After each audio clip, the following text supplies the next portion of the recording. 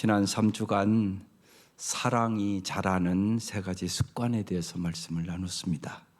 감정에 귀를 기울이다, 매일 감사한다, 그리고 관계적인 리듬을 기른다. 오늘 4번째 습관이에요. 함께 놀다. 명절에 좀 잘 즐겁게 함께 노셨습니까? 우리가 못 놀으니까 이웃에서 백권사님은 윷을 갖고 우리 집으로 왔어요. 윷놀이가 아주 재밌게 했습니다. 이번 주 말씀을 준비하면서 가장 어려운 것은 제가 가장 못하는 거, 참이 잘 놀 줄 안다는 게 이게 큰 은혜거든요. 그래서 우리 아들에게 전화가 와서, 야, 아빠가 이 노는 것에 대해서 이번 주 설교하려고 그러는데 내가 혹시 일중독인가 모르겠다 그랬더니, 그래도 일중독이니까 그만큼 했죠. 그래서 위로가 조금 됐어요. 어느 신학대학생의 고백입니다.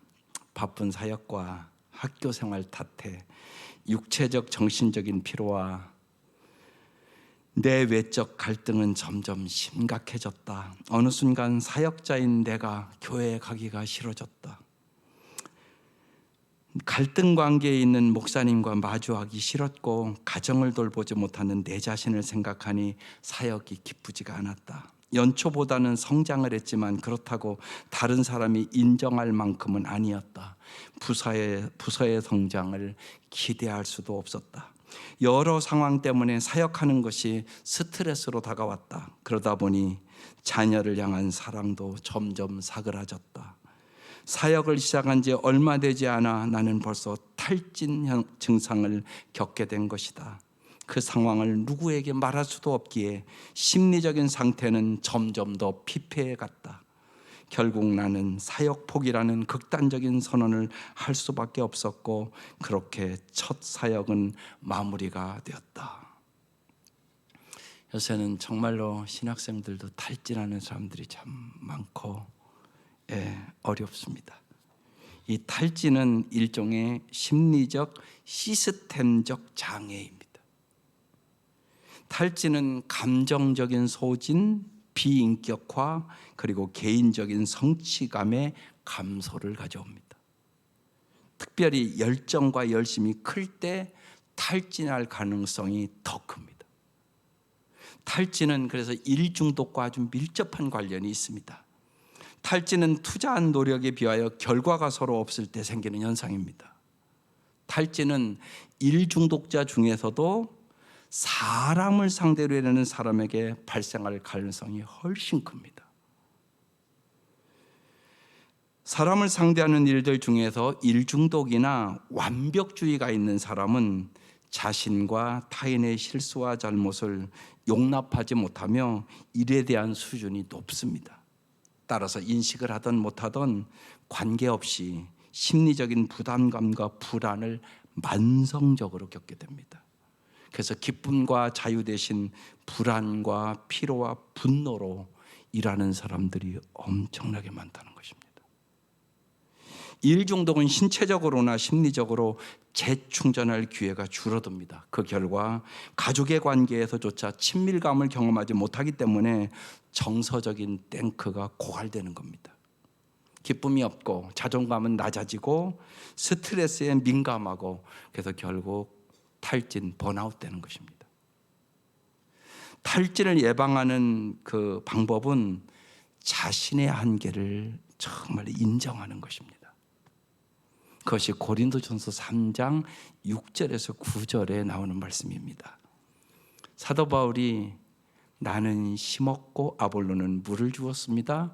그러나 하나님께서는 자라게 하셨습니다. 자기는 심었고 아볼로는 물을 주고, 자신의 한계를 인정할 때 탈진을 예방할 수 있습니다. 내가 다 할 수 있는 게 아니란 말입니다. 심는 사람이 있고 물을 주는 사람이 있고, 또 오직 자라게 하시는 이는 하나님이십니다. 그래서 열매나 결과가 하나님께 속한 것임을 인정할 때 탈진을 극복할 수 있습니다. 그러므로 심는 사람이나 물 주는 사람은 아무것도 아니다.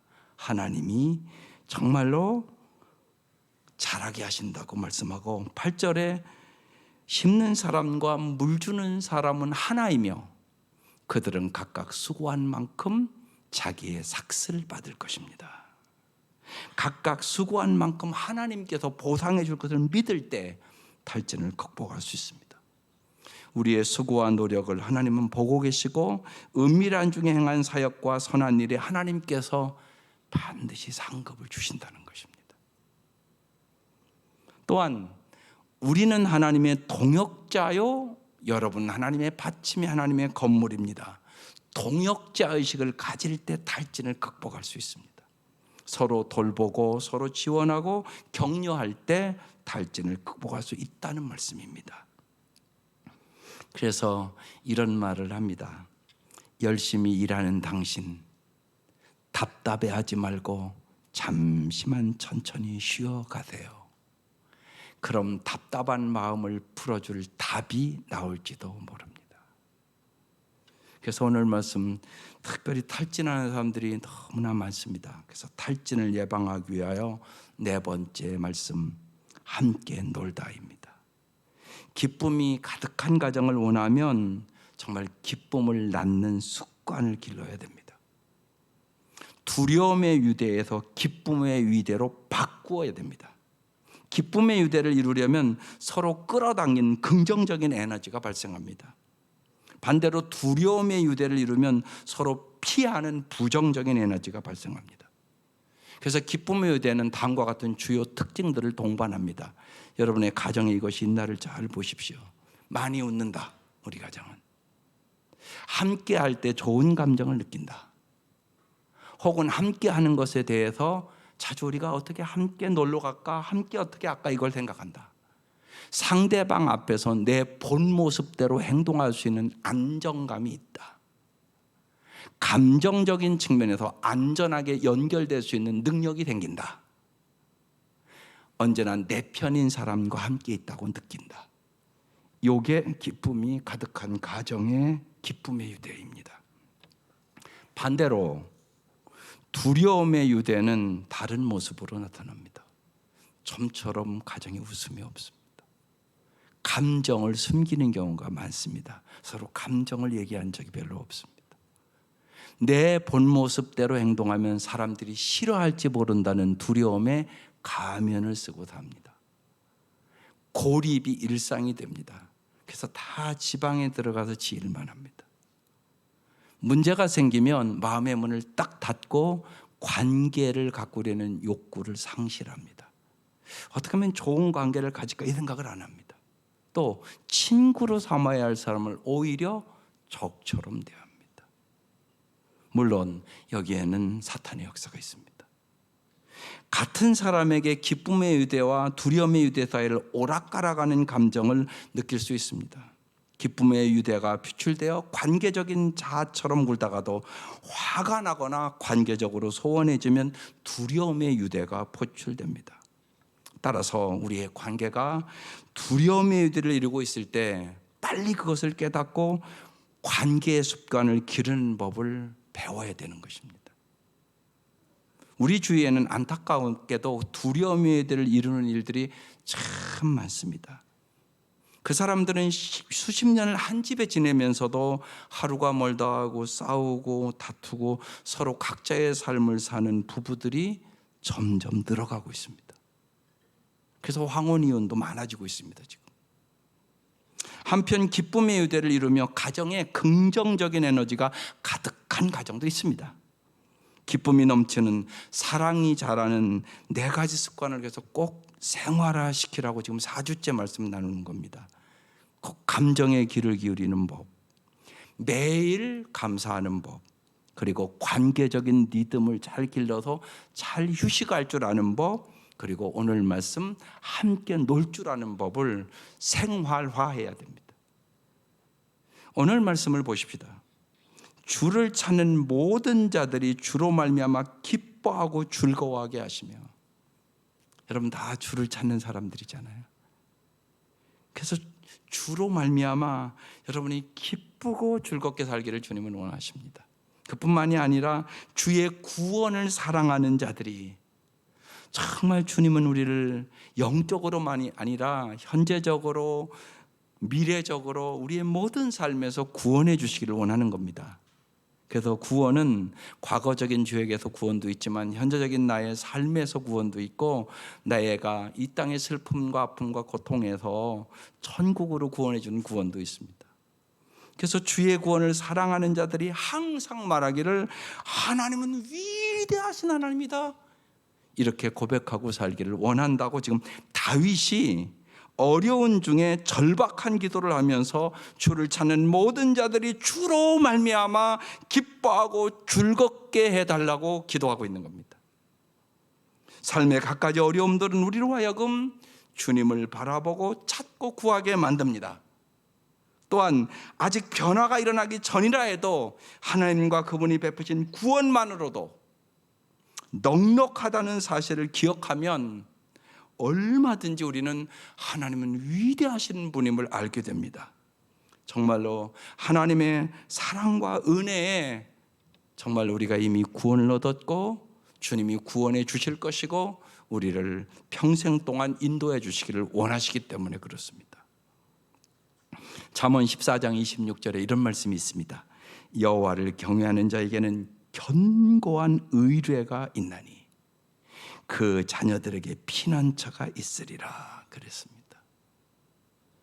명절날 새벽에 자녀들을 위해서 기도하는데 제게 주셨던 말씀입니다.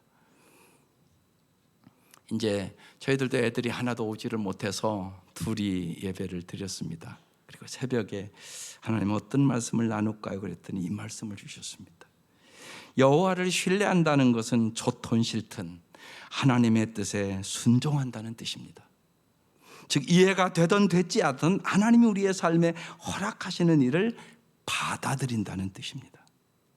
여호와를 신뢰하는 사람은 전체 계획을 내가 보지 못한다 할지라도 모든 것을 합력하여 선을 이루신 하나님을 믿는 것입니다. 요셉처럼 말입니다. 그래서 하나님만이 언제나 어디서나 영원히 우리의 견고한 산성이 되시는 것입니다. 엘리자베스 엘리엇이라는 사람이 이런 얘기를 했습니다. 비결은 내 안에 계신 그도에 있을 뿐 이런저런 환경 아래 있는 내게 있는 것이 아니다. 이 사람의 남편이 짐 엘리엇입니다. 하나님 앞에 경건했고 관계에서 진지했으며 참 비전에 있어서 겸손한 사람이었습니다. 그는 선교사로서 자신의 생명을 하나님 앞에 기꺼이 드릴 만큼 철저한 사람이었습니다. 28살 나이에 그토록 간절히 바랬고 사랑했던 아우카 부족에 복음을 전하러 갑니다. 가서 그 땅에 내렸는데 잔인하게 그들의 창과 화살에 살해됩니다. 짐 엘리엇과 4명의 선교사가 그 자리에서 다 죽었습니다. 그리고 1년이 지난 후 간호사 훈련을 받은 짐 엘리엇의 아내 엘리자베스 엘리엇이 그 아우카족에게 다시 갑니다. 죽음을 각오하고 가는 것입니다. 그런데 그녀조차도 몰랐지만 아우카족은 남자는 죽이지만 여자는 죽이지 않는 풍습이 있었습니다.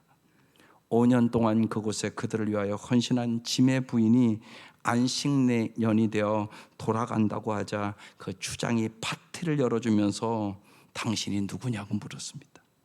그러자 그 부인은 5년 전에 당신들이 죽인 남자가 제 남편이라고 밝힙니다. 하나님의 사랑 때문에 내가 다시 여기에 오게 되었다고 말합니다. 그 이야기를 들은 아우카족은 예수기도를 구주로 영접합니다. 선교사들이 죽은 후에 그들의 가족과 엘리야 선교사의 부인이 그 부족에게 끝까지 그도의 사랑을 전했고 많은 사람들이 그도에게 자신의 생명을 드리겠다고 헌신했습니다.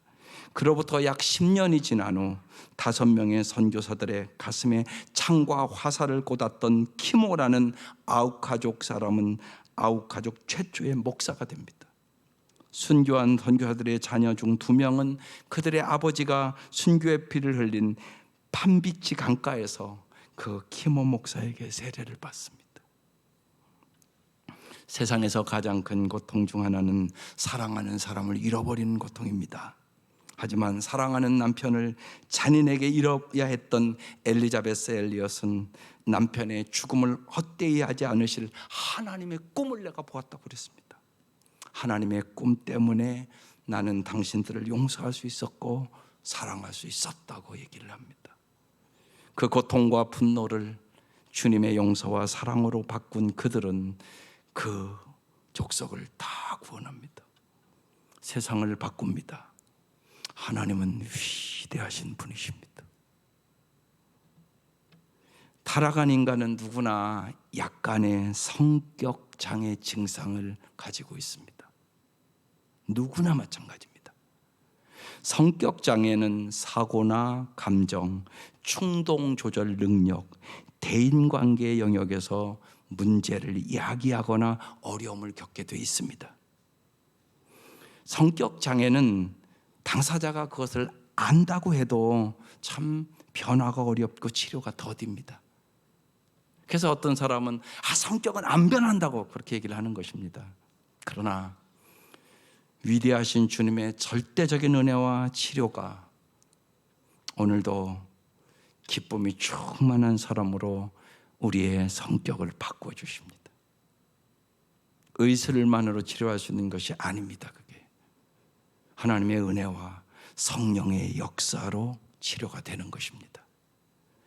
그러면 우리가 주님을 의지하며 기도하며 먼저 가정에서 주로 말미암아 기뻐하고 즐거워하기 위하여 언제나 우리가 해야 될 구체적인 것들이 있습니다. 제가 4주 동안 그걸 구체적으로 얘기하는 것입니다. 첫 번째, 함께 인생을 즐길 거리를 개발하셔야 됩니다. 새로운 취미를 개발하여 함께 놀거리를 끊임없이 만들으라는 것입니다. 그것이 도자기를 굽는 일이든 새를 키우는 일이든 꽃을 가꾸는 일이든 캠핑을 하는 일이든 운동을 하는 일이든 중요한 것은 무엇을 하느냐가 아니라 함께 인생을 즐길 거리를 계속 개발하게 한다는 것입니다. 가족이 다른 취미를 가지고 있어도 괜찮습니다. 다만 단 한 가지라도 함께 할 수 있는 취미가 있어야 하는 것입니다. 로마서 12장 15절이 그래서 유명한 말씀입니다. 즐거워하는 자들과 함께 즐거워하고 우는 자들과 함께 울라. 함께라는 단어가 중요한 단어입니다. 성경은 함께 기뻐하고 함께 슬퍼할 수 있는 정서적인 능력과 공감 능력을 우리가 발달시켜 나가야 한다는 것입니다. 우리가 성격 장애 증세가 심하면 이게 안 돼서 소통이 안 되는 것이죠. 그래서 치료받아야 되는 것입니다. 그래서 제가 엊그제 사역자들에게 그랬습니다. 올해 후반기나 내년에 우리 그 심리 검사가 있습니다. 사역자들 심리 검사를 한번 다 받아봐서 우리의 부족한 것이 뭔가를 잘 알고 성령님을 통해서 우리가 치료받아야 우리가 건강한 목회를 할 수 있다고 그런 얘기를 했습니다. 모든 사람이 어느 정도의 성격 장애를 갖고 있기 때문에 그렇습니다. 앞을 못 보는 안유한 목사님은 앞을 못 보는 분들과 함께 즐거워하고 함께 울며 살아가십니다. 그 이유가 무엇일까요? 내가 겪은 고통과 같은 고통을 겪는 사람들과 함께 삶을 나누는 것에서 사랑이 시작되는 것을 깨달았다고 그랬습니다. 그러면 어떻게 이런 일이 가능합니까? 그것이 하나님 앞에서, 주 앞에서 나를 아름답게 가꾸는 일이기 때문이라고 그랬습니다. 하나님은 위대하신 분이십니다. 우리의 고난과 역경을 통해서 우리는 함께 기뻐하고 함께 울며 주님의 마음을 알아가고 우리를 주님은 성숙시켜 나가기 때문에 그렇습니다. 하나님은 위대하신 분이십니다. 두 번째, 기쁨을 증가시키는 3가지 실질적인 방법이 있습니다. 여러분이 할 수 있는 일들입니다. 첫 번째, 특별한 행사를 중요시 여기십시오. 예를 들어서 함께 즐기는 어떤 행사, 일상적인 데이트, 어떤 기념일, 휴가 가는 그 시간을 함께 기대하는 기쁨의 시간으로 키우셔야 한다는 것입니다. 예를 들어서 어떤 기념일이다, 예를 들면 아버님 생신이다, 그럼 우리 한국 사람들은 일반적으로 좋은 식당에 가서 식사 한번 하는 것이 전부일 때가 많습니다. 너무 좀 의미가 좀 약하지 않습니까? 어떤 편지나 시를 좀, 가끔가다 이제 가끔 그런 가정들도 있습니다. 저희 교회도 아버지께 드리는 글, 어머니께 드리는 글, 또 자녀에게 주는 글. 김동원 목사님이 엊그제 그러시더라고요. 자기 그 막내가 이제 신혼여행 갔는데 형에게 편지를 썼다고. 형 정말로 감사하다고 그러면서 우리 세대가 아버지 세대보다는 더, 또 우리 다음 세대가 우리 세대보다는 더 예수를 잘 믿는 가정이 됐으면 너무나 좋겠다고. 그래서 아버지가 감동했다고 그러대요. 참 막내가 저런 꿈을 가지고 정말 편지를 써서 너무나 기뻤다고 그 편지를 공개하시더라고요. 여러분, 이런 것들이 우리에게 필요한 것입니다. 시간을 내서 시를 쓰거나 편지를 썼다는 것은 그만큼 관심을 갖고 준비했다는 뜻입니다. 한번 해볼 수 있기를 바랍니다.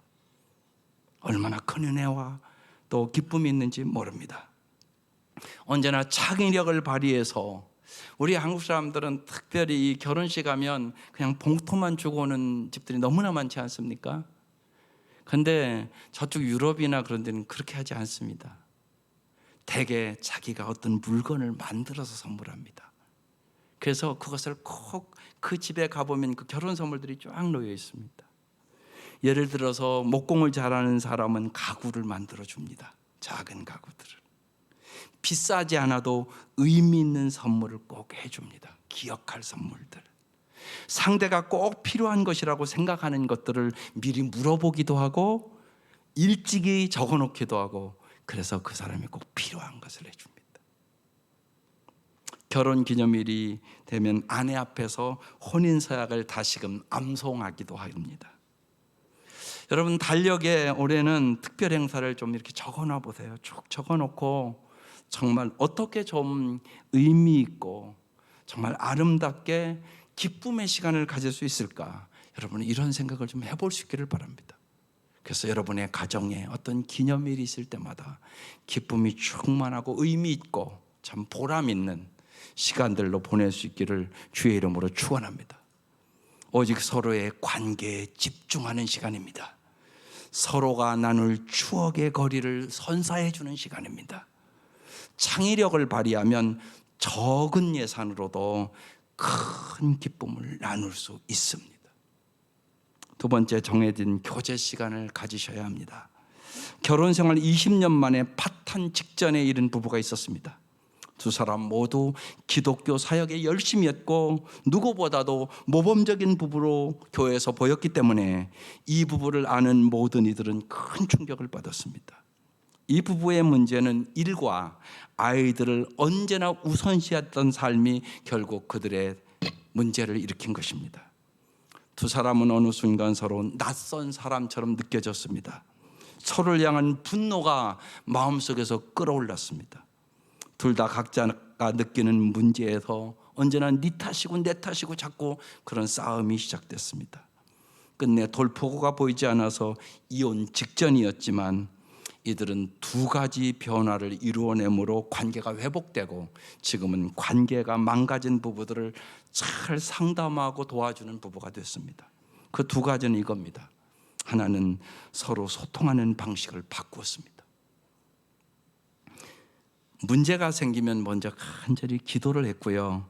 그 문제에 관한 각자의 의견을 글로 쓴 뒤에 메일로 서로 보냈습니다. 그렇지 않고 이전에는 얘기하다가 꼭 싸우는 거예요, 그냥. 그래서 메일로 서로 이야기를 나누었습니다. 그런 다음 서로 얼굴을 맞대고 이 문제에 대해 대화를 시작했습니다. 그들은 대화할 시간을 내기 위해서 개도 한 마리 샀습니다. 그 개가 밤마다 공원에 나가 산책을 하며 서로 이야기를 나눌 이유가 되어 주었기 때문에 그렇습니다. 두 번째는 함께 놀며 교제하는 시간을 정했습니다. 매주 시간을 정해서 데이트를 하고 몇 달에 한 번씩은 주말 휴가를 함께 갔습니다. 그리고 함께 행복한 시간을 보내며 하루를 마무리하는 습관을 길렀습니다. 함께 행복한 시간을 보내며 하루를 마무리하는 습관은 부부가 함께 놀 줄 아는 가정을 만드는 아주 중요한 열쇠입니다. 이 행복한 시간을 잘 하기 위해서 시간을 위한 규칙도 정했습니다. 이런 규칙들입니다. 여러분도 꼭 정해보시기 바랍니다. 규칙 1, 잠자리에 들기 30분 전에는 문제와 일에 관한 이야기는 하지 않는다. 규칙 2, 침실 불을 끄기 전에 함께 놀며 서로에게 감사하고 서로 인정하는 시간을 갖는다. 세 번째, 오전 10시 전에는 날마다 부정적인 이야기는 안 한다. 노라는 말은 물론 일체의 부정적인 단어, 표현, 심지어 표정이나 손짓도 우리 하지 말자고. 꼭 해야 할 말이 있어도 하루를 시작하는 아침에는 부정적인 말이나 상대방을 기분 나쁘게 하는 말은 우리 절대 하지 말자고. 하루를 언제나 밝고 긍정적으로 시작하는 사람만이 아름답게 살아갈 수 있다고. 서로 그런 대화를 나누고 이 규칙을 지켰습니다. 그래서 이 부부관계가 아름답게 회복된 것입니다. 요새 제가 젊은 아이들에게 그리고 나이가 좀 많이 든 청년들에게 꼭 그 한비야 책을 읽으라고 소개를 합니다. 함께 걸어갈 사람이 생겼습니다. 그 책에는 저런 규칙들이 아주 섬세하게, 이제 한비야가 한국 사람이잖아요. 그리고 남편은 네덜란드 남편입니다. 60이 넘었습니다. 60이 넘은 사람이 만나서 산다는 게 얼마나 어렵습니까? 그래서 한국에서 3개월, 네덜란드에서 3개월, 그리고 6개월은 자기의 일을 하면서 함께 부부로 살아갑니다. 그래서 이런 원칙들을 정해삽니다. 같이 있을 때의 원칙, 상대방의 나라에서는 상대방의 습관과 시스템에 따르기. 한국에 오면 한비야의 말을 남편이 전적으로 다 듣습니다. 네덜란드에 가면 남편의 말을 그대로 다 수용하고 듣습니다. 그런 규칙 때문에 참 아름답게 살아갑니다. 60대에 결혼한 한비야가 이렇게 말합니다. 앞으로 사는 동안 재미있고 사이좋게만 살아도 모자라는 시간이 아니겠습니까? 그러면서 참 행복하게 살아가고 있습니다. 그래서 여러분, 예방의 차원에서도 여러분 자녀들에게 꼭 잘 익혀보시기를 바랍니다. 그러시면 훨씬 갈등이 줄고 더 아름답게 여러분의 자녀들이 살아갈 수 있게 될 것입니다. 세 번째로, 우정을 키워가셔야 합니다. 좋은 우정의 열쇠 중 하나는 함께 놀며 즐기는 겁니다. 부부가 함께 놀며 즐기기를 멈추면 온갖 문제들이 더 크게 보이기 시작합니다. 반면 함께 놀고 기쁨이 생기면 우정이 단단해집니다. 쉼이 필요할 때 어떤 식으로든 상대방에게 알리고 마음 편히 즐기는 법을 배우셔야 되는 것입니다. 그래서 꼭 관계를 키우기를 하셔야 합니다. 신앙생활의 중요한 점은 관계입니다. 하나님을 사랑하는 관계, 사람, 이웃을 사랑하는 관계. 일은 잘할 수도 있고 못할 수도 있습니다. 교회도 인원이 많이 늘 수도 있고 안 될 수도 있습니다. 돈도 많이 벌 수도 있고 못 벌 수도 있습니다. 그러나 사랑할 수는 있습니다. 아무리 큰 건물을 지고 아무리 높은 지에 올라가 있어도 사랑이 없다면 그것이 무슨 의미가 있겠습니까? 아무리 값비싼 것이라도 그 의미를 발견할 수 없다면 오히려 더 허무해질 수 있습니다. 그러나 아무리 하찮은 것이라도 사랑과 의미가 거기에 담겨 있다면 사람의 마음을 채워줄 수 있습니다. 하나님이 주시는 진정한 복이 여러분 무엇이라고 생각하십니까? 저는 그렇게 생각합니다. 하나님처럼 생각하고 하나님처럼 바라보고 하나님처럼 듣고 하나님처럼 말하고 하나님처럼 행동할 수 있으면 얼마나 좋을까. 돌이켜보니까 젊을 때는 똑똑하다, 용기 있다, 진정한 개혁자다, 정직하다라는 말을 듣고 싶어서 살았습니다. 그러나 요사이 깊이 생각해 봅니다. 이럴 수 있구나. 너무나 올바른 것을 자꾸 얘기하면 가까이 하기에는 너무나 먼 당신이 될 수 있습니다. 그래서 나이가 들어가고 이 새봄을 맞으면서 마음이 따뜻한 사람, 봄과 같은 사람이 되게 해달라고 간절히 기도합니다. 정말 그도 예수의 마음을 가진 사람, 이 사람이 정말로 행복한 사람이구나, 이 생각을 깊이 하게 됩니다. 기도해 주실 수 있기를 바랍니다. 서로 눈을 마주보고 미소를 여러분 지어보시기 바랍니다. 상대방의 좋은 점을 말해주고 서로에게 감사하고 서로 인정해 줄 때 어떤 느낌이 드는지 주목해보고 서로 이야기를 할 수 있는 부부들이 될 수 있기를 바랍니다. 거기에 우리는 진정한 기쁨이 충만함을 경험하게 되는 것입니다. 기쁨은 그래서 표현해야 되는 것입니다. 뇌는 말보다 비언어적인 신호를 더 빨리 처리합니다. 그래서 무슨 말을 하느냐보다 그 말을 어떻게 하느냐가 더 중요합니다. 눈 마주치기, 얼굴 표정, 목소리 톤, 자세, 몸집, 타이밍 강도가 모두 커뮤니케이션에 영향을 미칩니다. 우리의 몸은 생각과 감정과 바람과 두려움, 가장 소중히 여기는 기억들을 표현하는 캔버스입니다. 우리의 뇌와 몸은 함께 이야기를 전해주면서 그 이야기는 우리의 얼굴과 목소리로 나타나게 됩니다.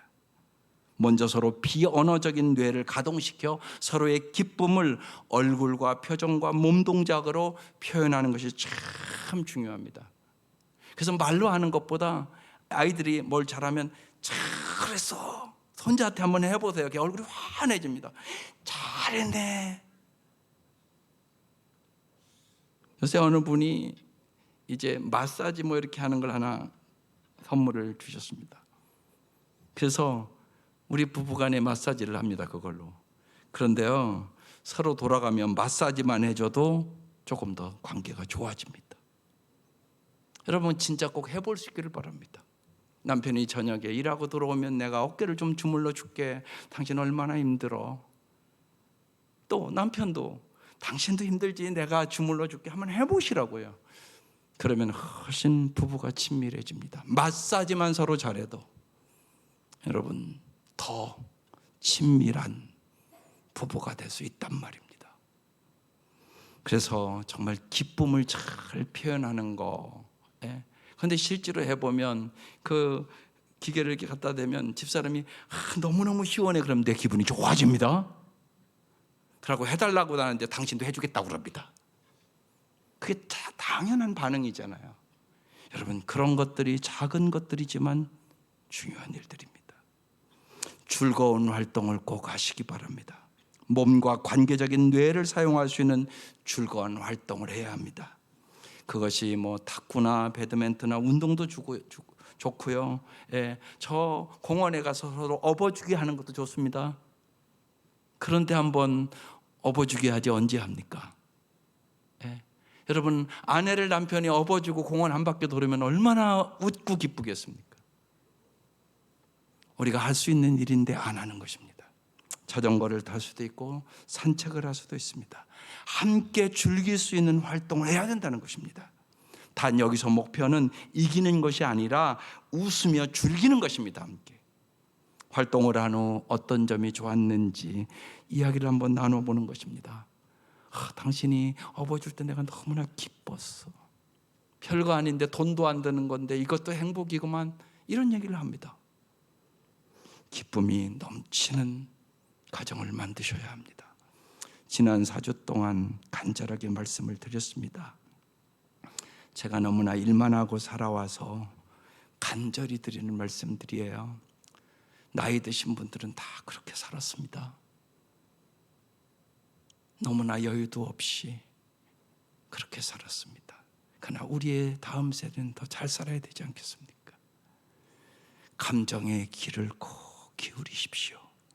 매일 서로 감사할 것을 나누십시오. 그리고 정말 쉼의 리듬을 잘 기르십시오. 그리고 함께 정말 기쁘게 노는 시간을 가지십시오. 안 되면 여러분 오늘 가정에 가서 적어 붙이고 한 가지씩이라도 기억하고 해보는 것입니다.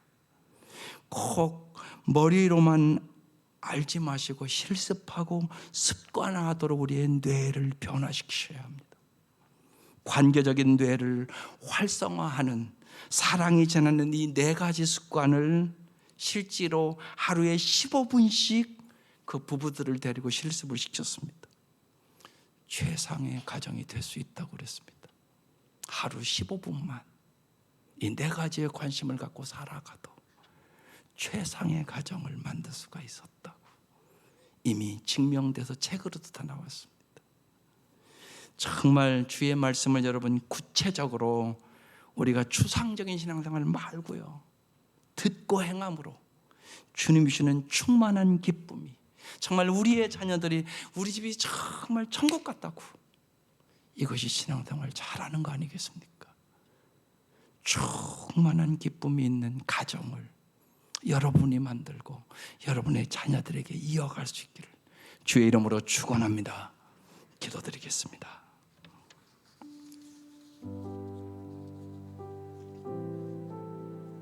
사주 동안